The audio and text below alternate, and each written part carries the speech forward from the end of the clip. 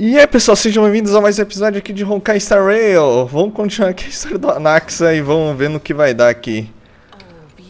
É. Nossa, a Cersei tinha sumido e voltou já?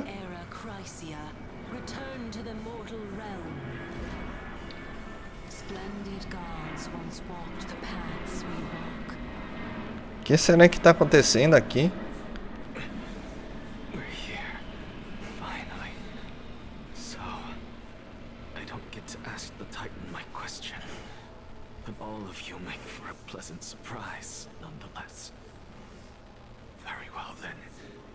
Let me uncover the truth for myself. Did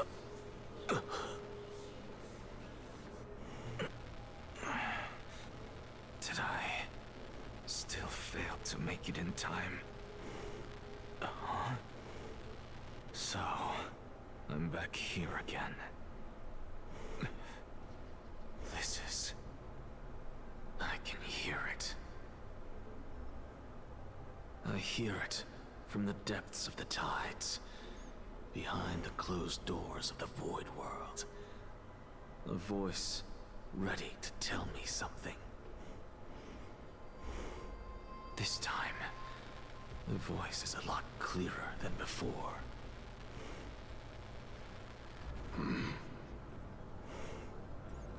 Since we've come this far, let's just wait.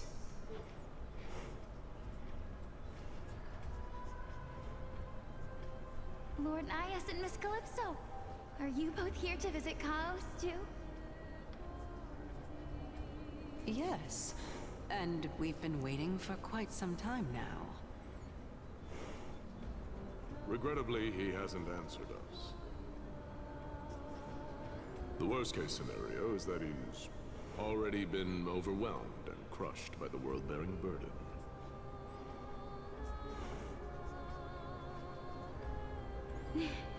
You're overthinking, Lord Nias. I can still sense Chaos' soul in the area. And besides, we both know Chaos' nature. A deliverer like him wouldn't fall so readily, much less give up on all that he holds dear. Isn't that so? Yes, I have faith in him. That reminds me. Why are you making this trip alone, Pelixia? Oh, my sister needs more time to make sure the flowers are fine.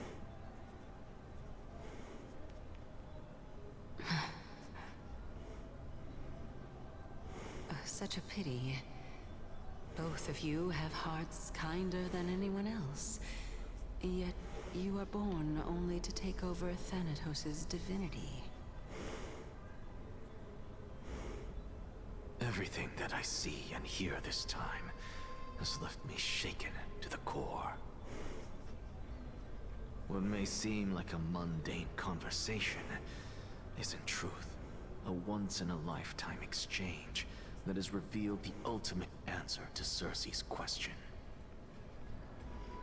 The conjecture has taken shape and must now be solidified into a theorem.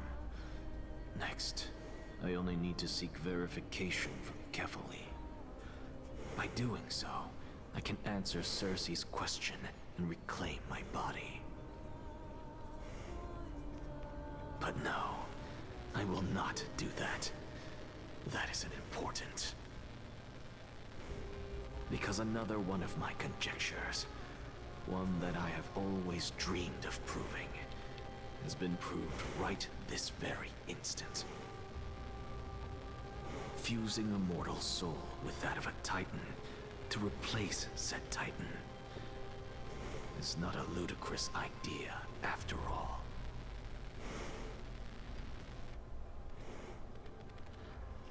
História do Dan Heng agora. Ih, sem voz. Agora deu ruim.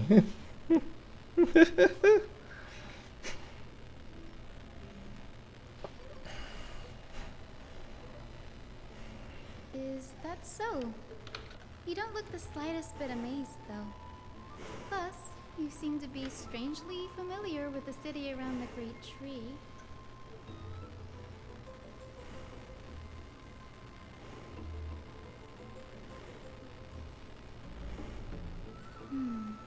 Events of the past, huh? I was also a child when I looked up at Circe's. Their leaves and branches reflected the sparkling stars, and their trunk was like a pillar that supported the sky and ground. I stood at this very spot back then, imagining the day when I could climb to the top of this tree, because I would be the closest I can be to the sky at that spot.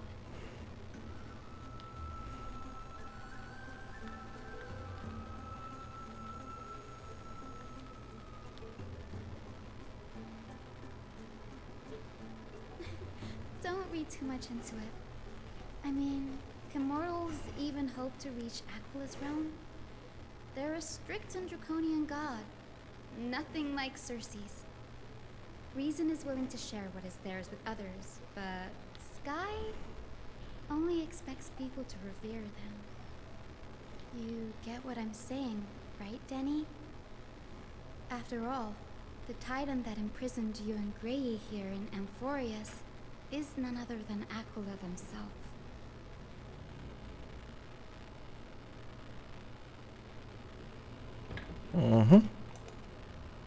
But there will always be people who dream of soaring towards the sky.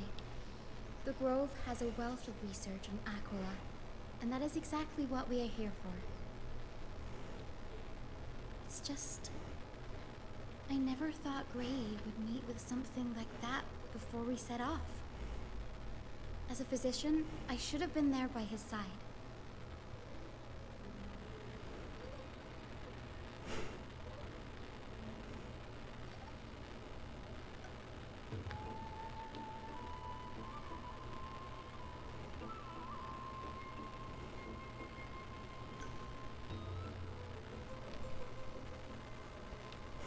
Yeah, there's no rest for the weary, huh? In any case, what we're looking for could be anywhere in this enormous grove. Let's split up to cover more ground. Danny, with your skills, I'm sure those monsters born of the Black Tide will pose no threat to you anyway.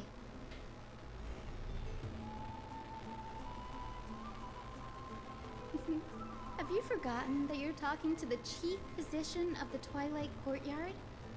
Have more faith in me. I'll be just fine.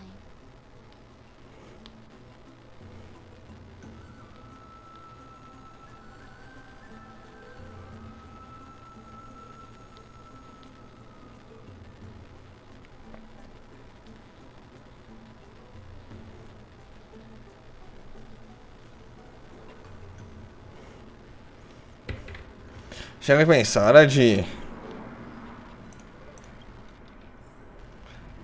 Legal. História do Dan Heng agora. Ah, tem uma conquistinha aqui. Beleza.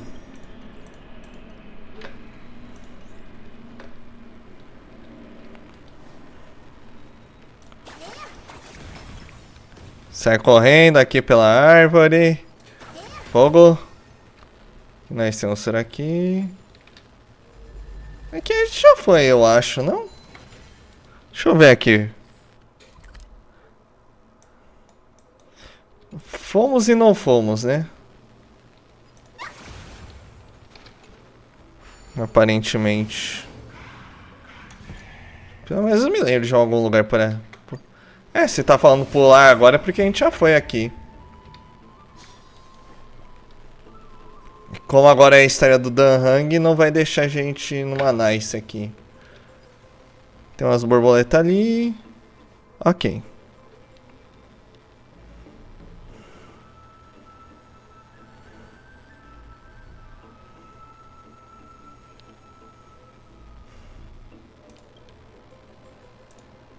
Uhum.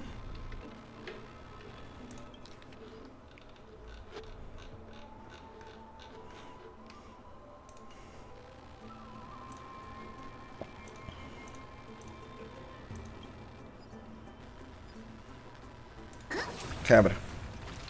Fogo. Sai voando.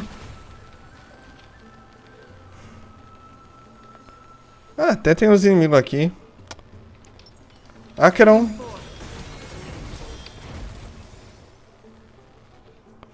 Uhum.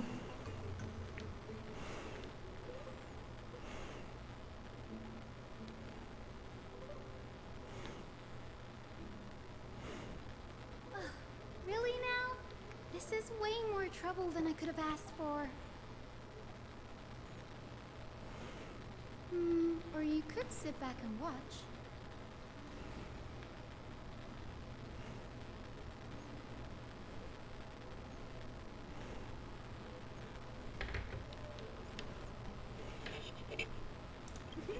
I'm kidding, Danny. Lend me a hand, pretty please. All right, now let's get him. Mostra o combate, pelo menos um pouquinho aqui. It's coming. I feel like Bum. Aí teve um pouquinho de combate depois de tanto tempo. That's half the work. Destined for oblivion. Claro que já vão cair todo mundo aqui, mas I weep for the departed. um combate mais simplão. Quero só ver quando a gente chegar em boss. Que eu. The black tide is remarkably quick to detect the light of Emporius. So or rather, the blessings of the Sky Priest in me, might have unknowingly called them to me. Anyway, never mind that for now. Here, you might want to have a look at this. I found it around here and thought it might be of interest to you.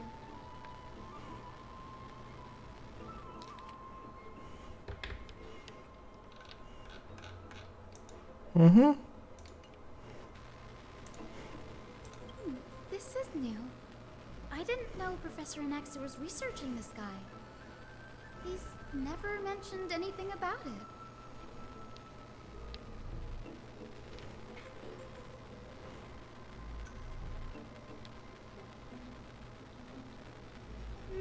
Might is an understatement. Anaxa has never been one to venerate the gods, nor has he ever found it within himself to put any faith in the prophecy. People have come to think of him as a heretic, even in a place as liberal as the Grove. Yet, it is also this very blasphemer that Cersei's favors. Fate sure works in mysterious ways.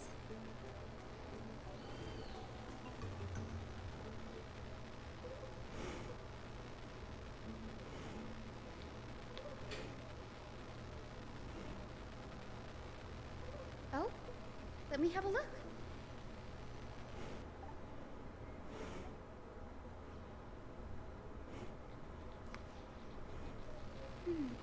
By the looks of them, these scrolls are records of two conversations that took place in the same setting, one after the other.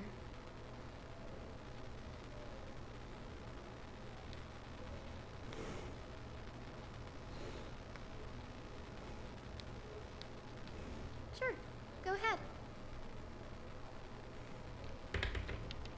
Não tem mais perguntas, vambora. Says that every failure brings us one step closer to the truth. Perhaps, to him, the crash of the sky ship carries a different interpretation. The firmament is not impenetrable. On the contrary, it was precisely because the sky ship represented the first step toward breaking free from the shackles of the earth that it provoked the wrath of the Sky Titan and brought divine punishment upon itself. It's a shame that the majority of the Grove's research on Aquila was headed by the Venerationists, with sacrificial rituals making up a predominant part of their findings. Discourse about more esoteric subject matters in relation to Aquila dwindled even further after the skyship incident. So much so that even this scroll is completely new to me.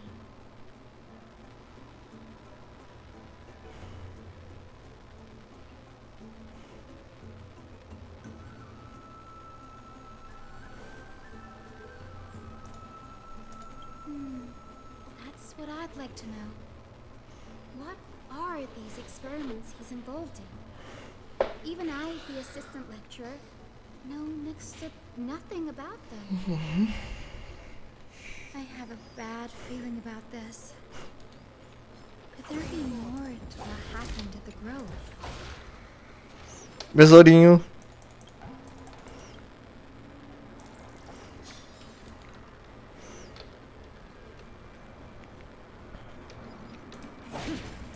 Enquanto vai abrindo, vamos quebrando isso aqui.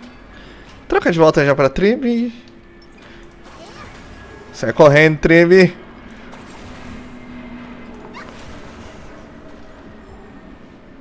This is the Library of Philia, a place where the Grove stores its collection of tomes.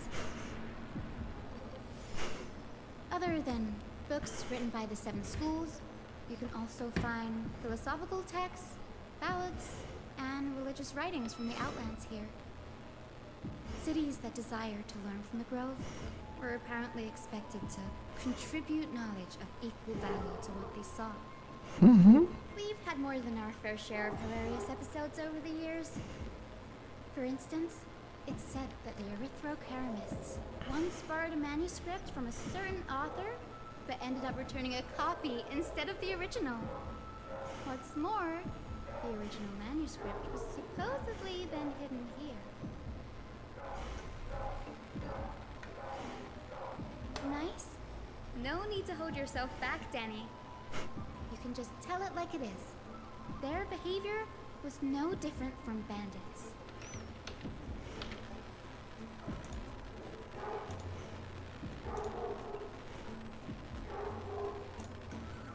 Whew. You've got me there.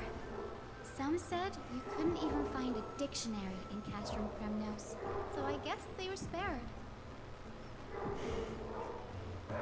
There are too many books in the Library of Philia. Flipping through them all will take too long.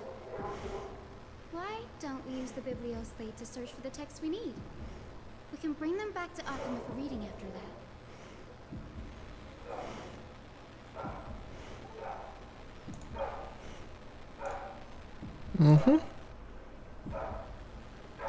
Vamos dar uma bisoiada aqui. É que eu lembro de algum lugar parecido com esse aqui, né, no caso. Investiga.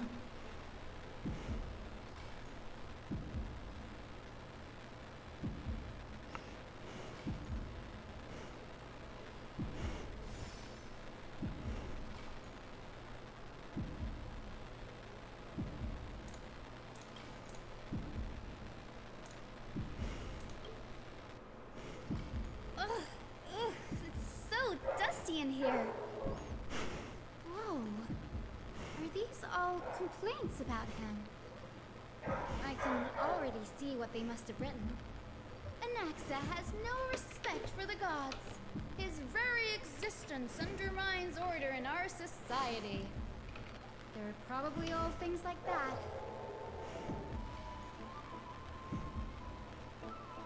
Why else would they call him the Great Performer? When Anaxer established his school of thought, the first thing he apparently did was read his own work to everyone. Are the Titans truly an accurate reflection of what humans think gods should be? Worlds created by gods are indubitably perfect, but what of Emporius? Only foolishness and insensitivity everywhere you turn.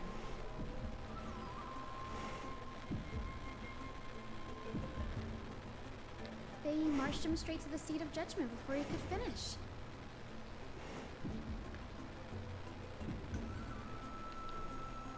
Though what he took on in the end was more of a debate than an actual trial. He had to address every one of the scholar's allegations, or face expulsion from the Grove. The first allegation was... Do you agree that since the Titans created the heavens and earth, so the mountains, rivers, and seas must likewise be their creations?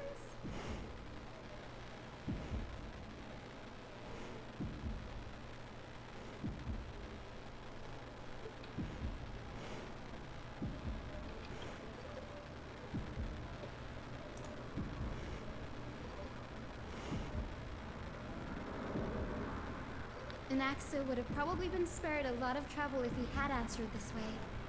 Instead, he quoted past instances of the Flame Chase journey and posited that humans have the potential to take over divinity of Titans. Needless to say, his critics didn't take kindly to his answer, so they followed up with a second allegation.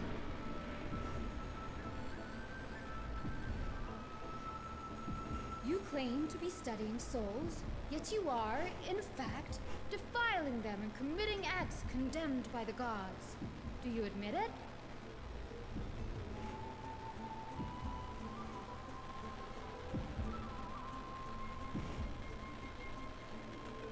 Anaxa always wears an eye patch, never removing it, even when alone. Some say he used one of his eyes as an alchemical ingredient. Every being in the world owes their safekeeping to Kifili, and this is even more so for the Chrysos heirs who have divine blood coursing through them. If he has really done something of that nature, then it'd indeed be sacrilegious. Thankfully, they had no way to prove it, so it amounted to nothing more than an allegation in the end. One by one, Anaxa engaged in wars of words against those who would challenge him. Toward the end, a scholar asked him, "Anaxagoras, have you any respect for the gods?" It was only after a brief silence that he answered, "I have never denied that Titans are meant to be noble constructs."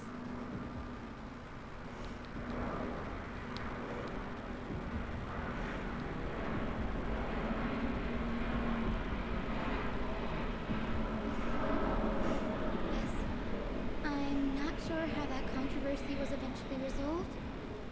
But what's for certain, at least, is that Anaxa was allowed to stay in the grove where he continued his research, despite being regarded as a heretic. By the way, this stack of complaint letters has reminded me of a place in the grove.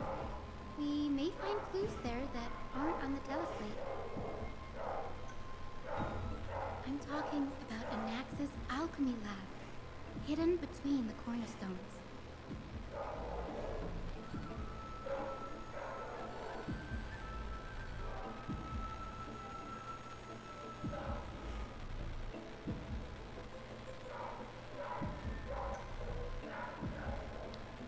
It's a well-kept secret. Among the 7 sages, excluding the nominal chief sage, each has a private sanctuary where they can conduct research undisturbed in their free time. Even the administrators of the Library of Philia are restricted from accessing those places and documenting the sage's research. But with the grove in this state, I'm sure Anaxa won't be mad even if we sneak into the lab for a short while. Right?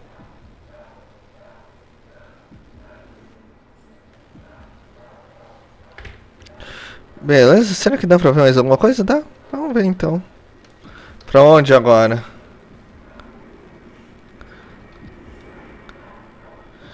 Chamar moinho.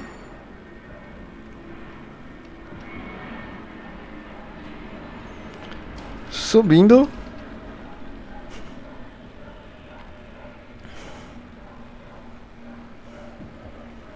Isso tá bem esquisito mesmo. Então tá por aqui.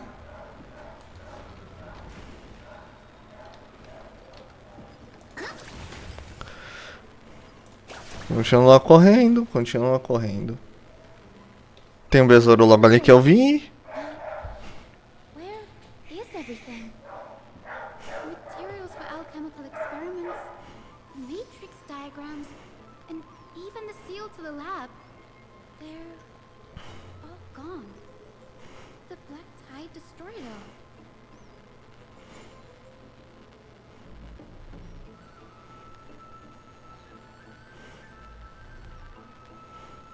No, not even close.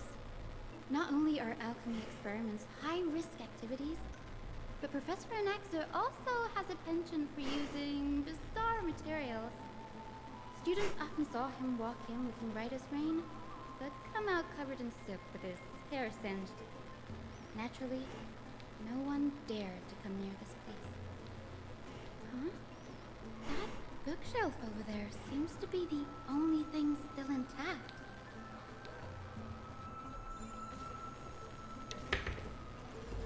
Olha lá. Pegamos.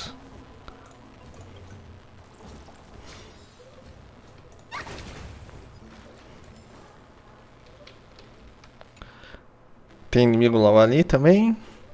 Anaxágoras. Ai, ai.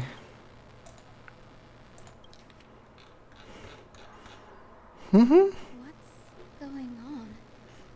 Naxa is conducting research on our friends in Alchema and me?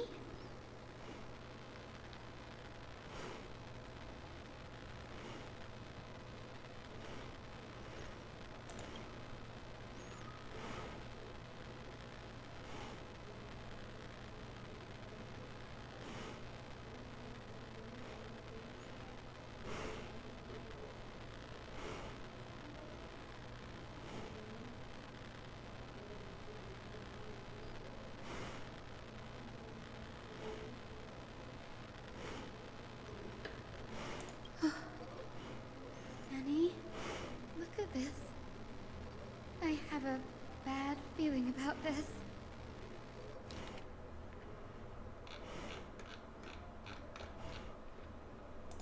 My biggest fear. It's come true. After going through his notes, I think I can piece it all together now. The Naxa was carrying out experiments on soul transmutation.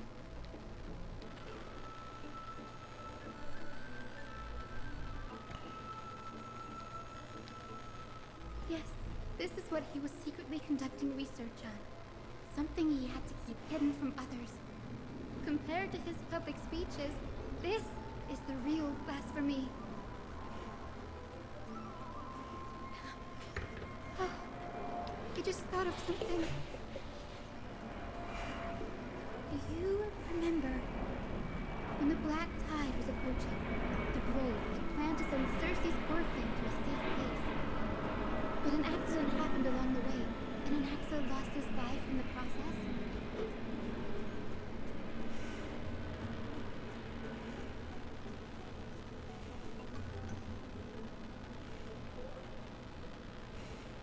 That's right. But what if Professor Anax's fusion with the core flame of reason wasn't an accident?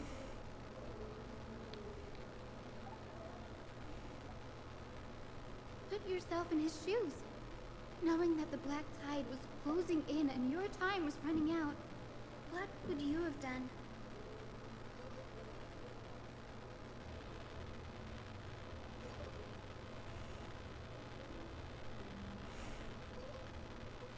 Exactly. When the black tide came, the true reason Anaxa headed to the luminary throne was to transmute and fuse himself with the Titan's core flame. No. Judging from how he reacted after the event, the results came as a surprise. Maybe he failed to consider the possibility that Cersei's would make a similar decision. The manuscripts detailing all the alchemical formulae have been taken away. His research is still ongoing.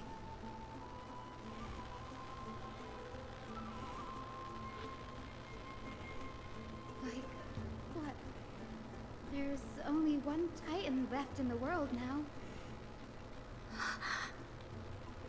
No. No way.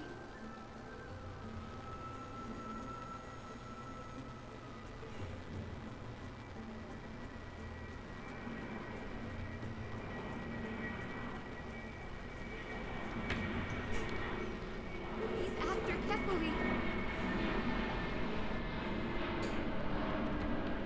Sir, this sky above us, it's not real, is it? Of course not. This is just an image from a projection device used for educational purposes. A simple trick. The day-night cycle has been lost to this world, so that students like you may still learn about the night sky. Astronomers have harnessed the Titan's miraculous power to manipulate the light, projecting the nights of the past here for you. Much like how the sky above the Holy City is also illuminated by Kefali's dawn device. So, the skies of Akama are fake too. You mustn't conclude that, Inoxa. You should know that only a child would expose a trick and be proud of it.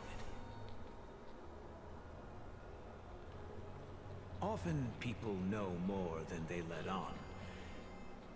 They simply choose to feign ignorance because they have no other choice. Then they're just deluding themselves. People believe in Kefali's tale of Genesis, accepting wholesale whatever the priests preach. But we're different. We've already walked out of the firelit cave of ignorance. We have already realized that we live in a world where Titans make the rules. Even when we look at the sky, we're only seeing what they allow us to see. Rather than gazing at this mockery of a night sky fabricated by them for the rest of my life, why shouldn't I be the one to take control of the projection device instead? So much time has passed since you sowed the seeds of doubt in my heart, child.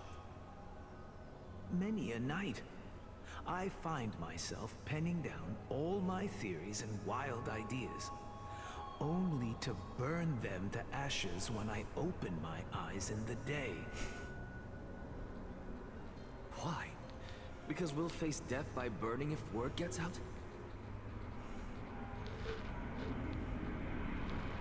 As a sage of the Venerationists, my soul has already become inextricably linked to the great tree. Every word I say and every move I make is certain to influence every leaf, every branch, even the tree itself. But above all else, my days are numbered. Instinctively, I have my doubts about the golden blood and the human soul, yet I have no means of verifying them. The golden blood in my veins is woefully thin, and I am loath to waste what little time I have left obsessing over a hypothesis that cannot even be proven in the first place. But I can, sir. I can do it for us. The time is right. Give me all that I need, and I shall accomplish this grand feat on your behalf.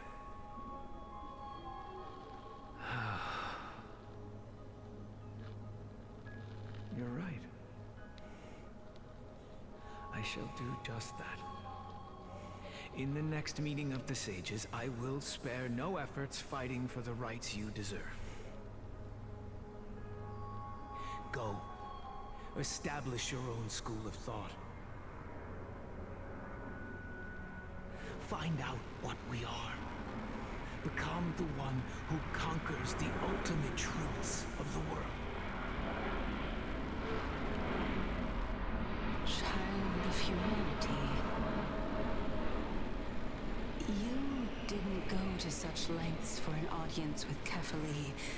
Just ask him a few questions, did you? So, you figured it out. If I were as foolish as Adromus, perhaps I'd throw myself down and prostrate before their greatness, begging for the gods' prophetic wisdom. Well, sorry to disappoint, but I'm no Dromus. Alas, I am a human, standing tall on 2 feet, possessing both intellect and pride. Before such power, does it make any difference whether you're a human or a Dromus? I'm sure you're familiar with the story of the Styxians. When the raging waves threatened to swallow them, they didn't just give up and become sitting ducks. No. They constructed a dam that kept the roaring tide at bay, chaining down the mad Fagusa. They call me a blasphemer, Xerxes. But that doesn't mean I deny the existence of gods. It's just... as I see it, Titans are simply a force that mankind has yet to find a way to tame. Oh? If power that rivals the Titans is what you crave, why not conform to the prophecy and brave the trial? Why stop at harnessing the power of the Titans when I can do so much more? The source of life is what I wish to grasp, to understand what makes up the soul, and to learn what we really are. Thanks to you, I've had the chance to personally verify, in more ways than one, that the soul indeed ceases to exist in death. But where there is death, there is life. And where there is an end, there must also be a beginning. How then is a soul born? That was the only unknown variable left in my calculations. And by the sound of it, you have already formed a conjecture. No, I have already drawn a conclusion. In my journey unto death just now, I finally saw the answer with my own eyes. Professor Anaxa, I'm here. His life hangs by a thread. I must ask you to refrain from taking any unnecessary steps. Of course. I'll bring this to a conclusive end, and give you the answer you so desire. However, in accordance with the principle of equivalent exchange, I must also demand from you what I need. As you wish. Don't you care to know what the price might be? It's a matter of uncovering the truth about the Death Titan and his survival.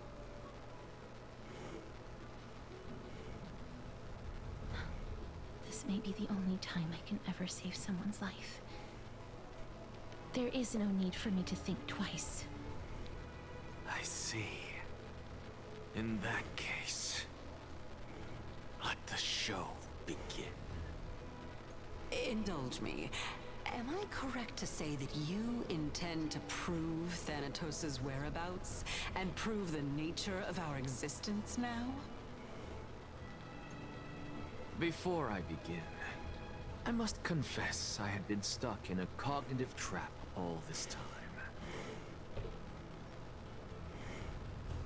As unrelated as these two propositions may seem at first glance, they are in fact logical equivalents. They are merely two different ways of telling us about what the soul is at its core.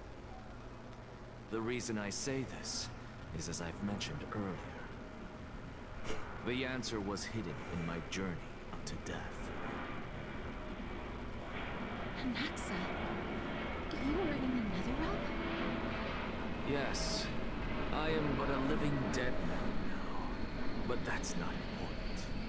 What truly matters is, I overheard a conversation between heroes. That's not all. Remember how I said you were a part of that conversation too, Xerxes? And I've told you that I have no recollection of such an event. That was likely just an illusion conjured up by the mind of a dying man. Of course you would remember. Because that wasn't you. That was Calypso, one of the 7 sages of the Grove. Calypso. That's the name I made up on a whim when speaking to this girl. How do you know of it? And surely you jest. Don't you think I, of all people, would know if that were the name of one of the 7 sages under the shade of my tree? Don't you claim to know the grove's past like the back of your hand?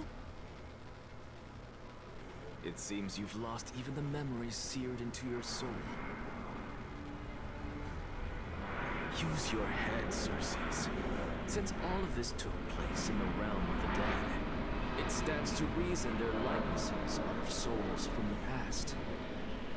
The living cannot step foot into that world, so who could they be? Think about Calypso. Why does she share your likeness? Yet you have no idea who she is. The answer is evident, is it not? Those fallen heroes are the mortal incarnations of the Titans before their ascensions to godhood.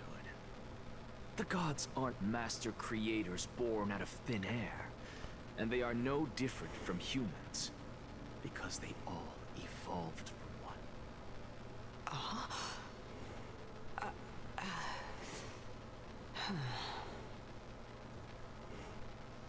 Does this answer disappoint you?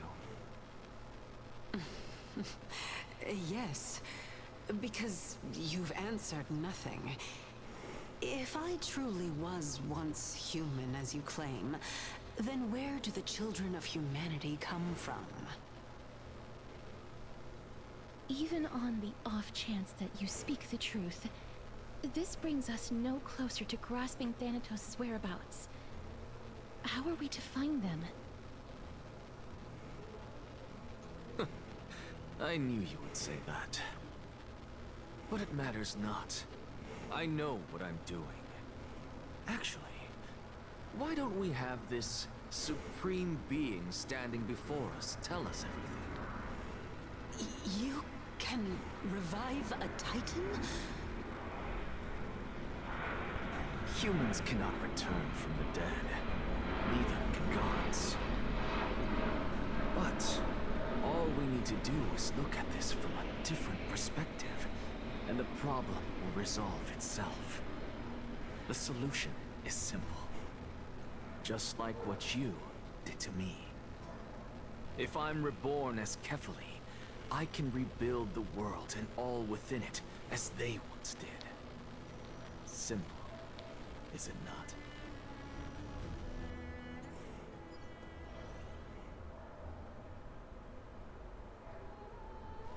I have news from Hyacinth and Dan Heng.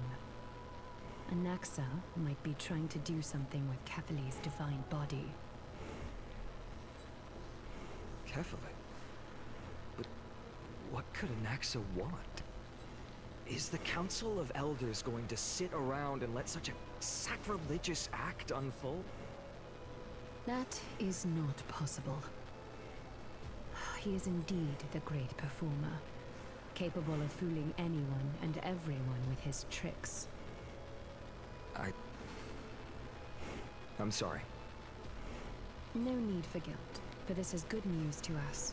The Council of Elders has found themselves a traitorous ally. Anaxa's ambitious desires will be something we can exploit. What we should be doing now is to keep our eyes peeled for whichever trickery Kindness is up to, and react accordingly to thwart her plans. Being Archima's political center, the Demigod Council holds just as much significance as the Vortex of Genesis. Someday, after my duty is over, this site will take the place of the battlefield where you hunt gods. Become the next challenge you ought to overcome. Till then, it's best to get used to this place as soon as possible.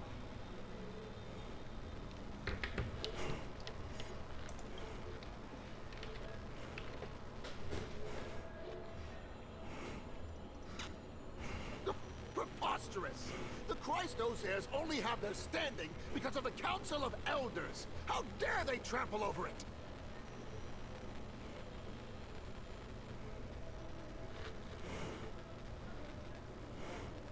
Deu ruim, hein? It's been a while. What is that supposed to mean? Is this really the sort of person that the young lord praised as a ferocious warrior? It has indeed been some time, Lord Crateros. What brings you here in such haste? Shh, keep it down. Be more vigilant. See those duplicitous dogs over there?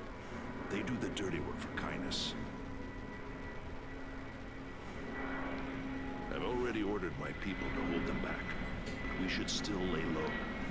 Unless you're itching for a bloody fight to get a workout in.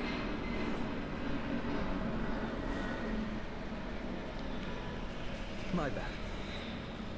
So, did something happen? Did you hear thunderclaps last night? Thunderclaps are beacon signals of strife. They are a message from the young lord. He threw a spear bearing several words at Akama. Watch out. The Flame Reaver is back. I guessed as much. We didn't actually kill them back at the Kremnos Arena. I figured this is something you would want to know. We Kremnoans never back down from a fight. So if you plan to take that thing down in a battle, reach out to me anytime. You have my gratitude. I will let Aglaya know about this right away. Remind her to be on her toes while you're at it. That vicious kindness has been unusually active lately.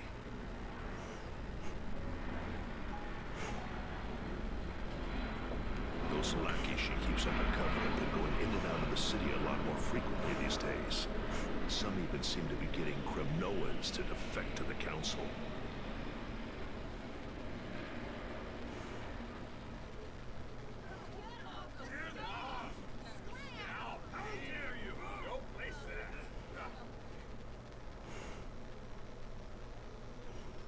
That's her. Looks like you can see it for yourself. We should get back. Thank you for the intel, Lord Crateros. Ah, finalmente acabou. Finalmente acabou aqui. Aí, beleza, então. Nossa, ficou muito longo isso aqui, hein? Mas se não contei isso, vamos dar agora então aqui ao Dan Heng. Não se esqueça de deixar o like, se inscrever, etc, etc. E até o próximo vídeo.